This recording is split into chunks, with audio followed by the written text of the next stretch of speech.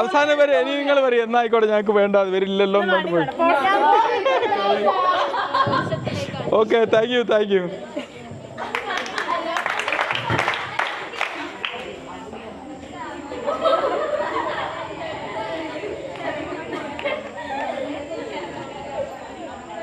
അപ്പൊ ഇന്ന് കാണുന്ന ഏറ്റവും അപകടം പിടിച്ച വസ്തുക്കൾ എന്തൊക്കെയാണ്? പുകവലിയാണ് ഏറ്റവും കൂടുതൽ കാണുന്നത് അല്ലേ? ഇന്നത്തെ കുട്ടികളെല്ലാം അത് കുറവാണ്.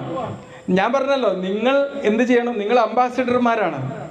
കുട്ടികളെ മൊത്തം ടീനേജ് കുട്ടികളെ നന്നാക്കേണ്ട ഉത്തരവാദിത്തമാണ് NSS ക്യാമ്പിലുള്ള ഓരോ കുട്ടിക്കുള്ളത് അല്ലേ?